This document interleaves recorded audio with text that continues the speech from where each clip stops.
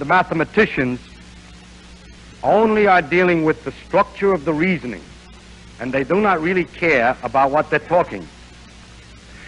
They don't even need to know what they're talking about, or as they themselves say, or whether what they say is true. Now, I explain that. If you state the axioms, you say such and such is so, and such and such is so, and such is so, what then? Then the logic can be carried out without knowing what the such and such words mean. In other words, mathematicians prepare abstract reasoning that's ready to be used if you will only have a set of axioms about the real world. But the physicist has meaning to all the phrases. And there's a very important thing that a lot of people who study physics that come from mathematics don't appreciate. The physics is not mathematics, and mathematics is not physics. One helps the other. But you have to have some understanding of the connection of the words with the real world. And this is a problem which is not a problem of mathematics at all. Mathematicians also like to make their reasoning as general as possible.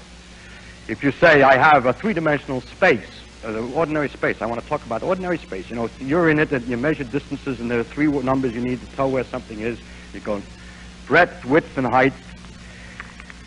Three-dimensional space, and you begin to ask them about theorems.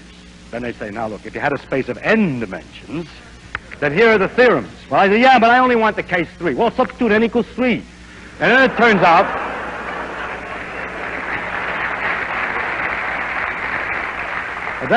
out that very many of the complicated theorems they have are much simpler because it happens to be a special case.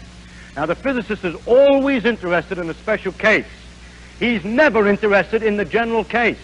He's talking about something.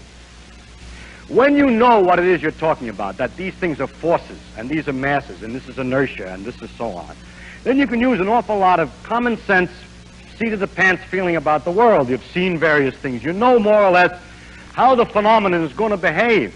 Well, the poor mathematician, he translates it into equations, and the symbols don't mean anything to him, and he has no guide but precise mathematical rigor and care in the argument.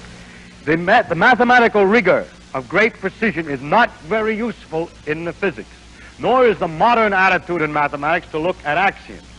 Now, mathematicians can do what they want to do. One should not criticize them because they are not slaves to physics. It is not necessary that just because this will be useful to you, they have to do it that way. They can do what they will. It's their own job. And if you want something else, then you work it out yourself.